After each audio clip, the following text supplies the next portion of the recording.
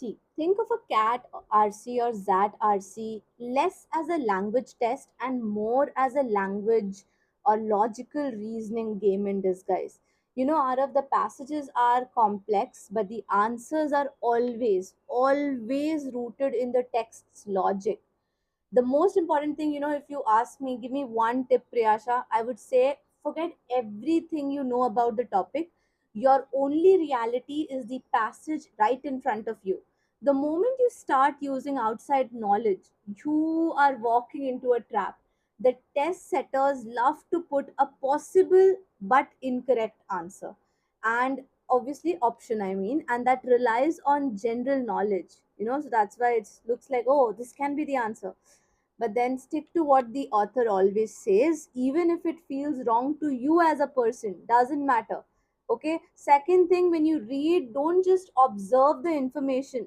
Pretend as if you are an architect who is looking for flaws in a building. For every argument the author is making, ask yourself, what are the weaknesses here?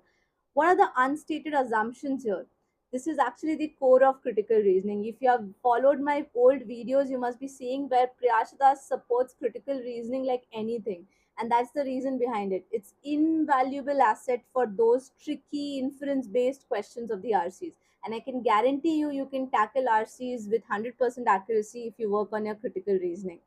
And the third and the last thing I would talk about the patterns at RCs is don't just read the options first. Read the question stem, not once but twice. Understand exactly what is the thing which you are looking for, or what are they asking you to do. Are they asking you to find a reason or a consequence or a flaw or a conclusion? Because इस पे बहुत कुछ depend करता है. Answering a question about a reason with a consequence is a silly mistake. Okay, but a very common mistake. As a person who has helped people making mock questions, I know that this is what we possibly keep as an option right there. So इसीलिए इस पे बहुत ध्यान देना होगा. But when it comes to the other omits like nmat snap है ना, they test you differently over there. Now here the passages might be a bit simpler, but the time is your biggest enemy, so you can't really afford to get stuck. So therefore for these examinations you need to have that gist and go strategy. जैसे आप बोल सकते हो कि you often don't need a deeper or granular understanding of the passage in these exams. You need to just read it overall, get the main idea from the author, and get a general structure around your mind. And when you hit a very detail based questions, you can quickly scan back to the specific information. But trust me, इतने ज़्यादा questions आते नहीं हैं ऐसे exams में detail oriented. So don't waste time on every single word in exams like snap and all and mat. Okay, and yeah, when it comes to zat, एक चीज specifically बोलूंगी, zat specially loves questions around author's tone.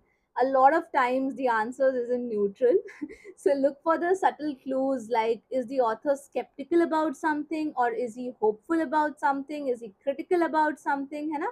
These are nuances, you need to figure it out with more practice. I have a very nice playlist where I have differentiated all the tones and very basic video, but it's a gem, I can say that, where anyone who is facing problems with the accuracy in the verbal section needs to watch this, and I'll be sharing those links with you, so do not worry about that. And yeah, last but not the least, uh, please don't get into the habit of reading out loud in, because that would not be allowed in the examination.